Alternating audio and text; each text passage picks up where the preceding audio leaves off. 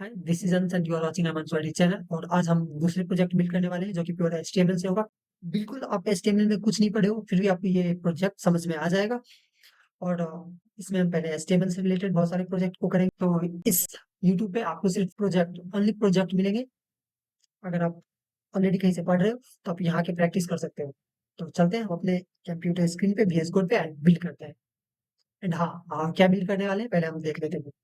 तो ये हमारा VS कोड है। अगर आपको नहीं पता है कि VS कोड क्या होता है तो यूट्यूब पे बहुत सारे वीडियोस पड़े हुए हैं। आप वहां से जाओ, VS कोड को डाउनलोड करो, उसको सेटअप करो, देन आप इस प्रोजेक्ट को देख सकते हो।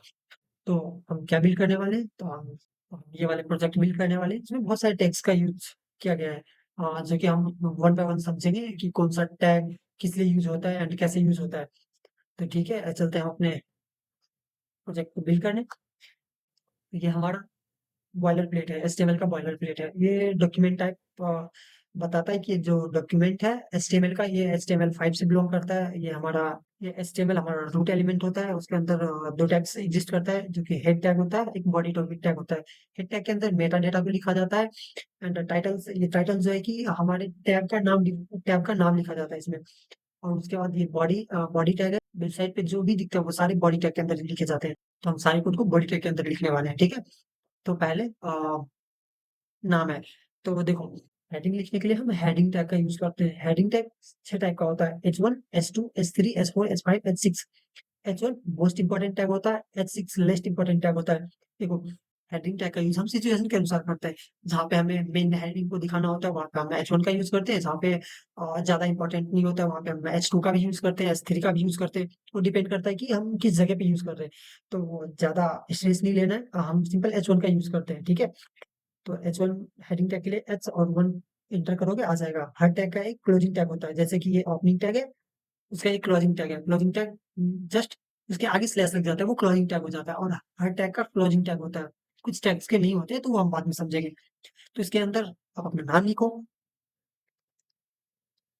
देखो, नाम लिख लिया एंड अब हम इसको लाइव सर्वर पे खोलते हैं एंड देखते हैं हमारा वेबसाइट कैसा दिखता है। एंटर दबाएंगे and open with live server, right click and option में जाओगे, वहां पे मिल जाएगा ओपन विथ लाइव सर्वर। तो देखो हमारा वेबसाइट कुछ ऐसा दिख रहा है, ऐसा दिख रहा है, ठीक है। और यहाँ पे भी देख सकते हो कि ऐसा ही है। अनुचित यादव है ना, यहाँ पे देखो, यहाँ पे है, तो सेम ही है। तो ठीक है, तो यहाँ तक ठीक है। अब हम एक इमेज टैग का यूज करेंगे जस्ट इसके नीचे। तो इमेज टैग लिखने के लिए IMG लिखना होता है, एंटर दबाओगे इमेज टैग आ जाएगा। अब इमेज टैग के अंदर SRC क्या है, अल्ट क्या है, तो ये देख के डरने की कोई बात नहीं, कोई रॉकेट साइंस है नहीं इसमें। SRC मतलब सोर्स कोड होता है, तुम इमेज को कहाँ से ला रहे हो। SRC के अंदर वो इमेज का पाथ डलता है। या तो तुम किसी वेबसाइट से लाओगे, गूगल से इमेज का पाथ उठाओगे और यहाँ पे पेस्ट कर दोगे, या तो तुम फाइल को इंपोर्ट करके फिर यहाँ पे यूज कर सकते हो। तो हम अभी गूगल से उठाएंगे फाइल को। तो हम यहाँ पे जाएंगे एंड तो तुम भी उठा सकते हो कोई सा भी इमेज, कुछ भी सर्च करके आराम से उठा सकते हो। तो ये मेरा इमेज है नहीं, फिर हम इसको इस इमेज को यूज करने वाले। कॉपी कॉपी इमेज एड्रेस करना है। कॉपी इमेज एड्रेस करने के बाद हम सीधे से जाएंगे अपने VS कोड पे एंड यहाँ पे पेस्ट कर देंगे। तो ये हमारा इमेज का पाथ है ना। देखो, ये हमने, ये जो है, हम गूगल से कॉपी पेस्ट किए सीधे। यहाँ जाने के बाद यहाँ देखो कॉपी इमेज एड्रेस है। कॉपी इमेज एड्रेस को कॉपी कर लेना है। कॉपी करने के बाद वहाँ पे पेस्ट करोगे, वो आ जाएगा। देखो इमेज आ गया यहाँ पे हमारे वेबसाइट पे। अब अल्ट अल्ट क्या काम करता है, तो देखो, अल्ट अल्टरनेटिव टेक्स्ट डालने के लिए यूज होता है। अगर बाय केस इमेज लोड नहीं होता है तो जो अल्ट में जो भी टेक्स्ट लिखोगे वो शो करेगा। तो देखो मैं अभी दिखा रहा हूँ, अल्ट में लिखते हैं IMAG, इमेज लिखते हैं अल्ट में। तो देखो, अब अगर मीडिया का ए हटा देते हैं तो पाथ सही नहीं डालेंगे तो वो आएगा नहीं। तो देखो, हम यहाँ पे इमेज डालें तो इमेज आएगा, ठीक है। अगर यहाँ पे हम अपना नाम डालते हैं तो यहाँ पे नाम शो करेगा। ये अल्टरनेट टेक्स्ट, अगर इमेज काम नहीं करता है तो ये टेक्स्ट दिखता है, ठीक है। तो हम इसको जेड कर लेते हैं, ठीक है। तो यहाँ देखो ये वर्क कर रहा है, तो चल रहा है। तो भैया ऐसे समझो तो SRC एक एट्रीब्यूट होता है, ऐसे सोर्स कोड। इसके अंदर इमेज का पाथ डाला जाता है, ठीक है। और अल्ट भी एट्रीब्यूट ही है। और इसके अंदर कुछ और भी एट्रीब्यूट्स आते हैं, बहुत सारे एट्रीब्यूट्स होते हैं। तो हम समझेंगे। देखो इमेज में एक और हाइट नाम का एट्रीब्यूट होता है, एच। देखो हाइट नाम का एट्रीब्यूट आ गया, इसमें जो भी हाइट डालोगे इमेज उस हाइट में वो हो जाएगा। तो हम यहाँ पे हाइट 200 पिक्सल कर लेते हैं। और देखो इमेज का साइज़ छोटा हो गया है, तो यहाँ तक हम सही जा रहे हैं। देखो, हमने हेडिंग का यूज़ कर लिया, इमेज टैग का यूज़ कर लिया और इमेज टैग में जो एट्रीब्यूट होता है उसको समझ लिया है। अब हमें पैराग्राफ का यूज़ करना है। देखो यहाँ पे ये है ना, ये पैराग्राफ है, ये जो बड़ी सी लाइन है ये पैराग्राफ है, तो हम पैराग्राफ टैग का यूज़ करेंगे। पैराग्राफ के लिए पी और एंटर दबाओगे, ये पैराग्राफ टैग हो गया है, ठीक है? तो अब पैराग्राफ टैग में हमें लिखना है, इसमें क्या लिखा है? आई एम अंस पैशनेट वेब डेवलपर। तो तुम कुछ ही लिख सकते हो अपने बारे में। तो हम यहाँ पे डमी टेक्स्ट का यूज़ करेंगे। डमी टेक्स्ट यूज़ करने के लिए हम LORM का यूज़ करते हैं, तो LORM एंड 5 एंटर दबाओगे तो 5 वर्ड आ जाएंगे, ठीक है? तो यहाँ तक देखो 5 वर्ड आ गए, ये 5 वर्ड आ गए। हम थोड़ा-सा और बढ़ा लेते हैं जिससे कि अच्छा लगे, कुछ ज़्यादा अच्छा लगेगा दिखने में। चलो, तो ये यहाँ तक हो गया। तो देखो हमने पहले हेडिंग टैग का यूज़ किया है। हेडिंग टैग 6 टाइप का आता है, H1 से लेके H6 तक। वो डिपेंड करता है, H1 होता है मोस्ट इम्पोर्टेंट टैग, H6 होता है लेस्ट इम्पोर्टेंट टैग। तो वो डिपेंड करता है कि हम कहाँ पे यूज़ कर रहे हैं, उस यूज़ केस के अनुसार हम हेडिंग टैग का यूज़ करते हैं। अगर मेन हेडिंग लिखना होता है तो H1 का यूज़ करते हैं, एंड हेडिंग के बाद कोई सब हेडिंग लिखना होता है तो H2 का भी यूज़ करते हैं, H3 का भी यूज़ करते हैं, H4 का भी यूज़ करते हैं। वो डिपेंड करता है यूज़ केस, जैसा भी यूज़ केस हो। उसके बाद हम इमेज टैग का यूज़ किए। इमेज टैग के अंदर बहुत सारे एट्रीब्यूट्स आते हैं, हाइट, विड्थ, मेन एट्रीब्यूट उसमें होता है एसआरसी, और एक होता है अल्ट। एसआरसी के अंदर इमेज का पाथ डालेंगे, अगर इमेज का पाथ नहीं डालेंगे तो इमेज कुछ भी नहीं दिखेगा हमें। अल्ट एट्रीब्यूट के अंदर हम उस टेक्स्ट के बारे में लिखते हैं। अगर इन केस टेक्स्ट नहीं शो होता है, विजिबल नहीं होता है, तो वो टेक्स्ट दिखता है हमें, जो कि हम ऑलरेडी देख चुके हैं। और ये हम पैराग्राफ का यूज़ किए हैं, जो कि पी टैग के यूज़ करके हमने पैराग्राफ को क्रिएट किया है। यहाँ तक कोई रॉकेट साइंस है नहीं। तो अब उसके बाद हॉबीज़ दिखाना है हमें। तो हॉबीज़ के लिए हम क्या करेंगे, सब हेडिंग लेते हैं। हेडिंग तो हमने ले लिया, एक सब हेडिंग लेते हैं H2। मैं पहले ही बता चुका हूँ कि हेडिंग टैग का यूज़ केस पे डिपेंड करता है कि हम क्या लिख रहे हैं। तो अभी हम, ये मेन हेडिंग है नहीं, सब हेडिंग है, तो हम इसके लिए H2 का यूज़ करते हैं, एंड यहाँ पे माय हॉबीज़ लिख लेते हैं। माय HOBBIES, ठीक है? और देखो यहाँ तक सब ठीक है?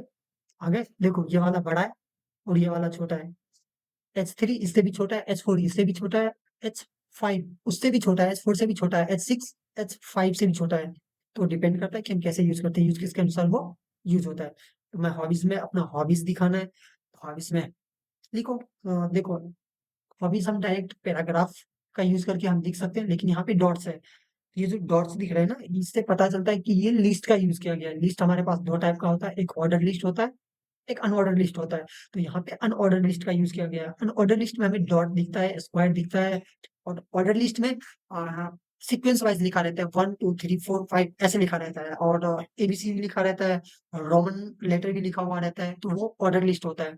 तो हम यहाँ पे अनऑर्डर लिस्ट का यूज़ करेंगे। अनऑर्डर लिस्ट यूज़ करने के लिए यू और एल और एंटर दबाओगे तो अनऑर्डर लिस्ट क्रिएट हो गया। अनऑर्डर लिस्ट, ये बस लिस्ट का टेम्पलेट क्रिएट हुआ है। अनऑर्डर लिस्ट के अंदर हमें लिस्ट भी तो क्रिएट करना होगा, तो इसमें 3 लिस्ट का यूज़ किया गया है, तो हम इसमें 3 लिस्ट बना लेते हैं। एल आई और एंटर दबाओगे तो लिस्ट क्रिएट हो जाता है, ठीक है?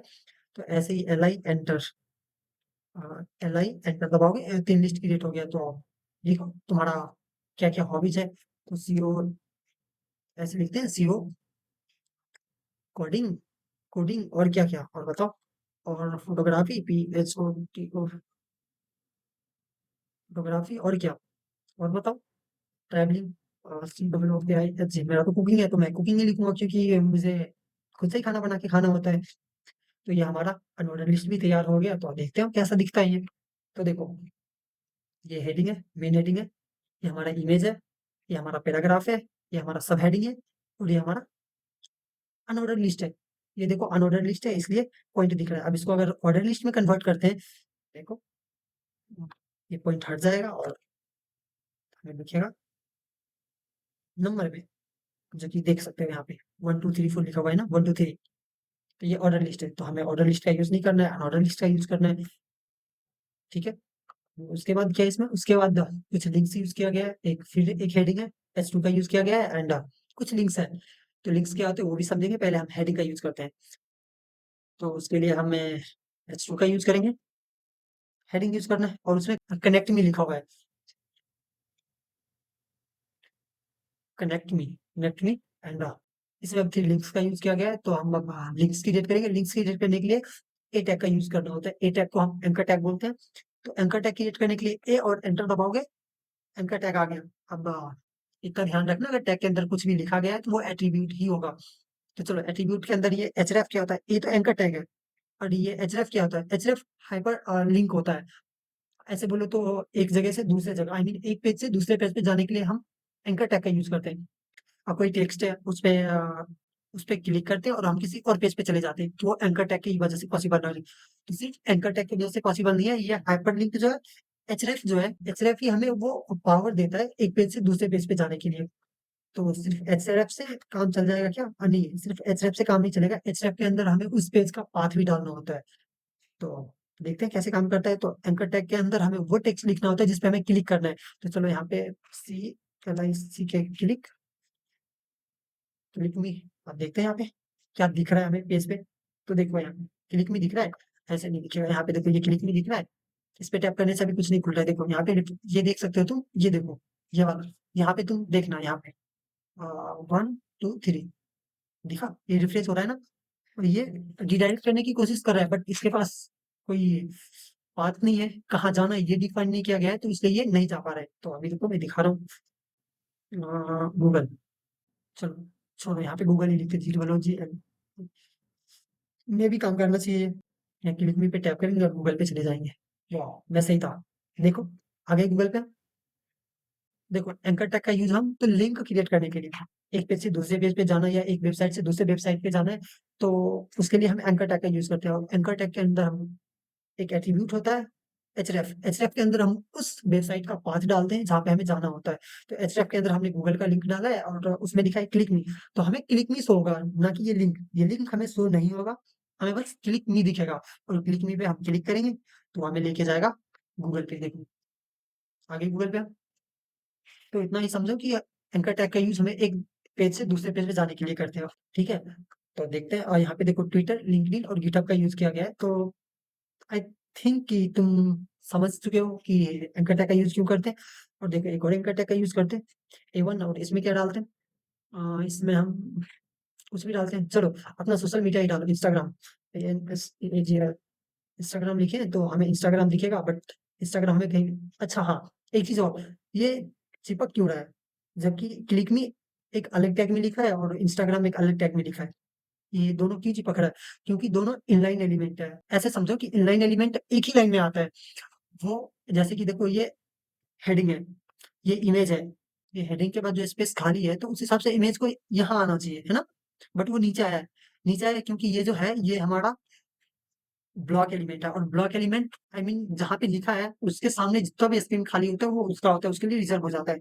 तो देखो मैं ऐसे दिखाऊं तो ऐसे समझ में आएगा। देखो यहाँ पे, देखो दिख रहा है, ये H1 है, ये H1 है, और H1 के सामने जितना भी स्पेस है ये H1 के लिए रिजर्व हो जाता है। तो ये ब्लॉक एलिमेंट अपने सामने के जितने भी स्पेस होता है वो उसके लिए रिजर्व हो जाता है।